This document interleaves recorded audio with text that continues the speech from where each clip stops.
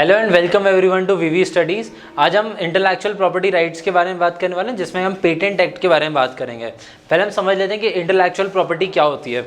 मान लीजिए कि आपने गाना बनाया है, अब वो गाना आपको उसके राइट्स लेने हैं कि भाई कोई अपने ऑब्वियसली जब आप उसको यूट्यूब पे डालोगे या फिर उसकी सीडीज़ वगैरह बेचोगे तो या फिर किसी को भी बेचोगे, आप ब्रॉडकास्ट करोगे तो उसका जो रेवेन्यू वो आपके पास आना चाहिए, बिकॉज वो आपका इन्वेंशन है, आपने मेहनत करी है। बट अगर आपने मान लीजिए उसका ट्रेडमार्क नहीं लिया, उसका कॉपी राइट्स नहीं लिए आपने, तो कोई और भी उस गाने को कंपोज करके बेच सकता है अपने अपने तरीके से, या उसकी वीडियो बना के सेल आउट कर सकता है। तो वो क्या होगा, एक तरीके से ब्रीच ऑफ कॉपीराइट हो जाएगा कि आपका कॉपीराइट किसी और ने बिना परचेज करे उसको वो सेल कर रहा है किसी भी तरीके से। बट अगर आपने इसके ऊपर राइट लेके रखा होगा, पहले से आपने मार्क कर दिया होगा कि आपने उसके कॉपीराइट्स ले लिए, तो फिर कोई भी इन्फ्रिंजमेंट नहीं कर सकता है। तो ये सिर्फ गाने के लिए नहीं होता है, ये किसी भी चीज़ के लिए हो सकता है। जैसे आर्ट से रिलेटेड किसी भी चीज़, पेंटिंग हो गई, ड्राइंग हो गई, म्यूजिक हो गया, मूवीज़ हो गई, तो ये आपकी चीज़ हो गई। प्लस आपके जो साइंस से रिलेटेड जो इन्वेंशंस हो सकते हैं, जैसे अगर आप मोबाइल फ़ोन्स देखो तो मोबाइल फ़ोन्स में एप्पल के पास में सबसे ज़्यादा कॉपीराइट्स है, मतलब उसने बहुत छोटे छोटे आईपीस के लिए भी कॉपीराइट लेके रखें कि कोई छोटी छोटी चीज़ में हमारे फ़ोन से कॉपी ना कर ले। सेम जैसे अगर आप मेडिसिन देखोगे तो मेडिसिन के ऊपर भी पेटेंट होता है, क्योंकि मेडिसिन एक ऐसी चीज़ है जिसके ऊपर सालों तक, मतलब 10, 12, 14 ऑन एन एवरेज जनरली 12 से 14 साल लग जाते हैं किसी भी एक नई मेडिसिन या ड्रग की डिस्कवरी में। तो जब कोई भी कंपनी जब 12-14 साल इन्वेस्ट कर रही है एक पर्टिकुलर दवाई बनाने के ऊपर, तो ऑब्वियसली उसमें उनका टाइम, एनर्जी, पैसा बहुत सारा जा रहा है, तो चाहेंगे कि इसका इनको रिटर्न मिल जाए। तो जब वो कोई मेडिसिन बना लेते हैं तो उसके ऊपर वो लोग कॉपीराइट फाइल कर देते हैं, उसका पेटेंट ले लेते हैं, ताकि कोई और कंपनी ये सेम ड्रग फॉर्मूले को यूज़ करके मार्केट में सेल आउट नहीं कर पाए, क्योंकि ऑब्वियसली रिसर्च उनकी और कोई भी उनको कॉपी करके ईजिली चीप रेट पर बेच सकता है। सेम आपका जाता है कि जैसे आपने टीवी बनाई, वॉशिंग मशीन बनाई, या कोई ऐसी नई डिस्कवरी करी, या कोई नया फीचर आपने निकाला है, तो उसके ऊपर भी आप इंटेलेक्चुअल प्रॉपर्टी राइट क्लेम कर सकते हो। अब ये जो क्लेम का प्रोसेस है वो दो तरीके से आप पेटेंट राइट में देख सकते हो, एक एक्ट ऑफ 1970 और दूसरा एक्ट ऑफ 2005। तो हम इन दोनों में डिफरेंस समझते हैं कि जो पेटेंट का लॉ है उन दोनों में क्या चेंजेस आए हैं। सबसे पहले कि जो 1970s वाला था वो था एक प्रोसेस पेटेंट, और अब वाला जो है वो है एक प्रोडक्ट पेटेंट।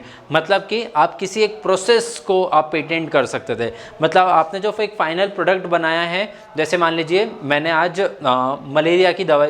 कैंसर की दवाई की एक मेडिसिन बना ली है, तो उस दवाई को मैं पेटेंट नहीं कर सकता हूँ, लेकिन उस दवाई के बनाने का जो प्रोसेस था मैं उसको पेटेंट कर सकता हूँ। बट आज क्या है, मैं उस पर्टिकुलर प्रोडक्ट को ही पेटेंट कर सकता हूँ। जैसे कि कोई भी आप दवाई लेंगे तो उस दवाई के अंदर एक कोई एपीआई होता है, मतलब मेन उसका एक की इंग्रेडिएंट होता है जिसको आप पेटेंट कर लेते हो, तो अब आप इसको यूज़ नहीं कर सकते। हाँ, कोई और कंपनी चाहे, मान लीजिए मैंने एक एक्स केमिकल यूज़ किया था, वो एक वाई केमिकल यूज़ करके बना ले तो उससे कोई प्रॉब्लम नहीं है, बट वो एक्स केमिकल को यूज़ करके उसके आसपास चेंजेस करके उस प्रोडक्ट को लॉन्च नहीं कर सकता है। नेक्स्ट इज, जो पहले जो लॉ था वो क्या बोलता था, it applies 5 years, it applies only for 5 years in case of drugs, medicine etcetera, and 14 years for other Indian markets. Basically क्या था कि जो आपने दवाई बनाई है वो दवाई का पेटेंट आपके पास सिर्फ 5 साल तक के लिए लगेगा, और जो बाकी के प्रोडक्ट थे उसके ऊपर 14 साल के लिए ऊपर। फॉर एग्जांपल, जैसे कि आपने आज मलेरिया की दवाई बनाई, मलेरिया की दवाई का जो पेटेंट आपके पास में 5 साल तक रहेगा, उस 5 साल के बाद में वो जनरल मार्केट में आप सबको, क्योंकि उसका केमिकल कॉम्पोजिशन पता है, तो मार्केट में जो चाहे जैसा चाहे वो उसको बना सकता है। बट अब इसको चेंज करके 20 years ऑफ इन्वेंशंस कर दिया गया है, कि क्योंकि पेटेंट में क्या है, बहुत ज़्यादा पैसा लग जाता है और 5 साल में वो कंपनी उस पैसे को रिकवर नहीं कर पाती है, इस वजह से इसकी डेट को बढ़ा दिया गया है। अगेन बस इसमें थोड़े बहुत क्राइटेरियाज इसके अंदर सब कैटेगरीज और हैं, specifically in case of pharmacy. And last point अगर हम देखें तो पहले जो था वो फोकस था जेनरिक के ऊपर, और and they used to neglect new drug. Generic drug क्या होता है, जैसे मान लीजिए कि आप मार्केट में गए, आपने मार्केट में उनको बोला कि मेरे को चाहिए पैरासीटामोल का, हम बेसिक एग्जांपल ले रहे हैं। अब पैरासीटामोल जिस कंपनी ने बनाई है उसका एक पेटेंट प्रोडक्ट होगा, जैसे मान लीजिए उसको मैनकाइंड ने बनाया, तो मैनकाइंड ने रिसर्च करी, तो उसके बाद सब किया, तो उसको बनाया है, तो वो क्या हो गया, उसका पेटेंटेड प्रोडक्ट हो गया, जो कि ऑब्वियसली आपको मार्केट में महंगी दवाई मिलेगी। फिर उसका एक कॉपीड वर्जन आपको मिल जाएगा मार्केट में, जो कि एक जेनरिक वर्जन होगा, उसका काम दोनों सेम करते होंगे बट उसको जेनरिक फॉर्म में होगा, क्योंकि उन्होंने रिसर्च डेवलपमेंट को पैसा खर्च नहीं किया, तो वो सस्ते में मार्केट में बेच देंगे।